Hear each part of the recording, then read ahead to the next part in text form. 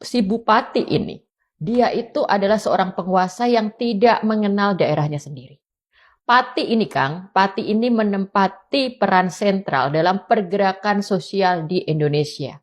Secara sejarah, Pati itu memang identik dengan perlawanan. Di abad 19, ada seseorang petani, pemimpin petani namanya Samin Surasentiko. Samin. Ya.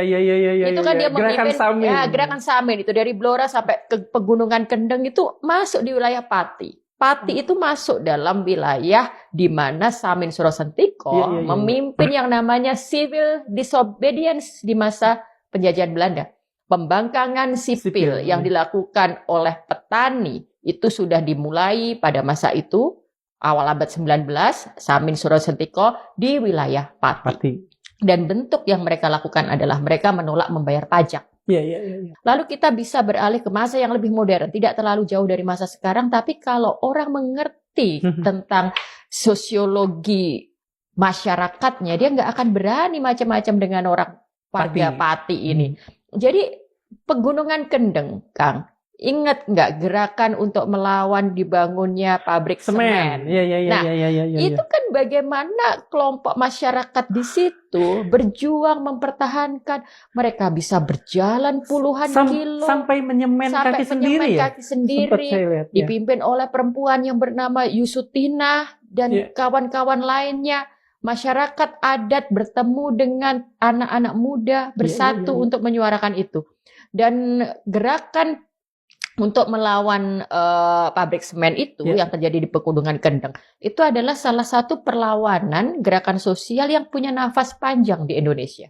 Mereka tidak mudah untuk dibungkam, mereka tidak mudah untuk dibeli. Bahkan berbagai upaya dilakukan untuk membujuk, sudahlah, tetap tidak bisa. Mereka tetap bisa melawan. Gitu Samin lah. Nah, exactly gitu kan, spirit of Samin yang kemudian agak menyimpang, bukan apa ya?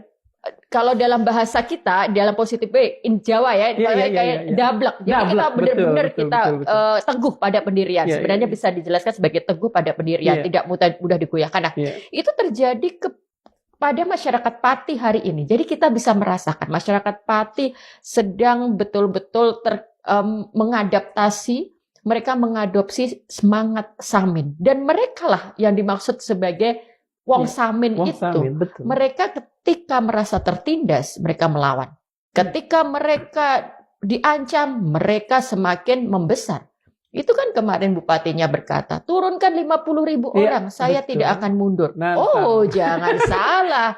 Mereka bisa dengan ditantang, dengan diremehkan. Itu kan mereka diremehkan. Mereka justru semakin terpecik semangat untuk melawan. Dan saya baca itu bahkan warga Pati yang merantau sampai datang pulang, semuanya berkorban, semuanya ikut menyumbang semuanya terlibat gitu.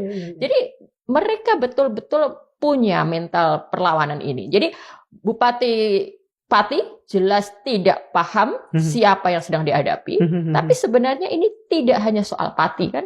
Kita bisa melihat ini kemudian menjadi cerminan dari masyarakat Indonesia dimanapun mereka berada.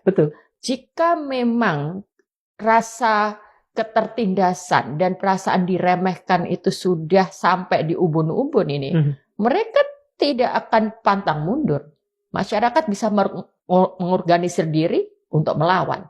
Dan ini baru dimulai dari Pati. Gitu. Gerakan Samin ini kan fenomenal. Saya beberapa kali menemukan itu di Magnum Opus beberapa profesor, atau misalnya Pak Sartono, betul. Kemudian Pak Kunto juga di Paradigma Islamnya menulis soal gerakan Samin ini, dan beberapa yang lain. Kalau saya tidak salah, buku terakhir dari siapa tuh anak bajang menggiring angin? Sindunata. Bukunya cukup tebal. Itu kan juga menulis soal gerakan Samin.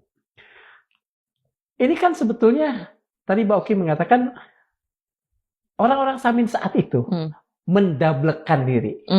Apakah ciri-ciri terutama dari gerakan Samin ini akan bisa kemudian memberikan inspirasi bagi mungkin ya sekian banyak orang Indonesia yang saat ini barangkali sudah mulai agak frustrasi dengan kondisi keseharian? Ketika sekarang kita lihat warga Pati melawan, itu kita sudah melihat bahwa mereka pun mengadopsi nilai-nilainya Samin, bahwa mereka tidak mudah untuk ditekan, mereka tidak mudah terancam, mereka tidak akan mundur. Dan semangat perlawanan itu betul-betul mereka junjung tinggi. Gitu. Nah, apakah ini akan menular betul. ke daerah lain? Oh, kenapa tidak? Gitu. Justru ini alarm itu. Dan kita harus tahu konteksnya. Pertama adalah perlawanan masyarakat Pati hari ini itu kan karena kenaikan PBB 250%. 2,5 kali lipat. Nah, 2,5 kali lipat.